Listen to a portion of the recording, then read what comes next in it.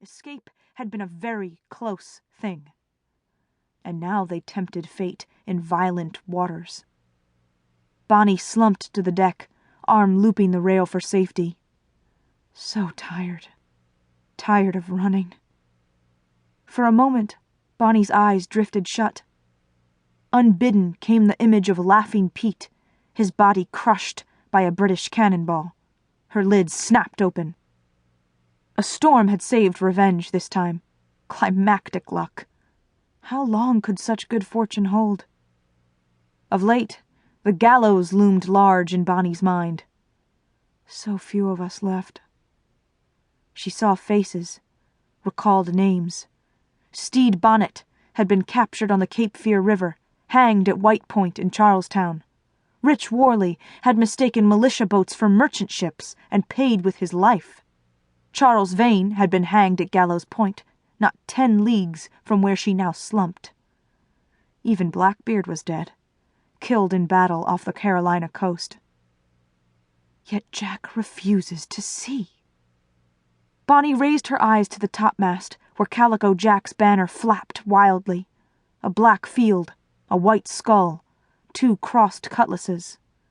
According to Jack, the flag announced he was always ready to fight. He thinks we can go on pillaging forever, even as they pick us off, ship by ship. Bonney shook her head. The other captains understood. Black Bart Roberts and Long Ben were already on the run. The rest would follow. Colonial power was increasing in the Caribbean. More warships, more troops, more control. The golden age of piracy was drawing to a close. Any fool could see that. Our way of life is ending. I won't end with it.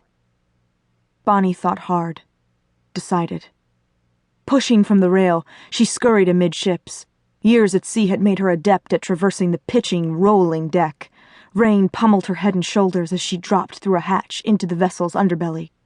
Dark, dank. 2 pirates guarded the forward compartments. At her approach, the men stepped aside, careful to avoid giving offense. Anne Bonney was not to be crossed. She needed no one's permission to visit the treasure hold. Thunder boomed, shaking Revenge to her keel.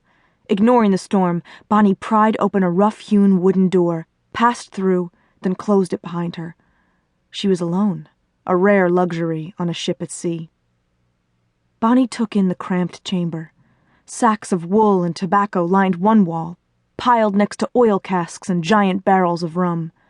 A strongbox was bolted to the portside boards, filled to the brim with gold and silver coins.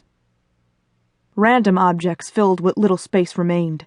2 leather chairs, a Spanish suit of armor, jewelry boxes inlaid with rubies, crates of English muskets, a set of ornamental brass sconces. Anything of value pirates will take. Bonney smiled sadly. She was going to miss this line of work, but she intended to survive.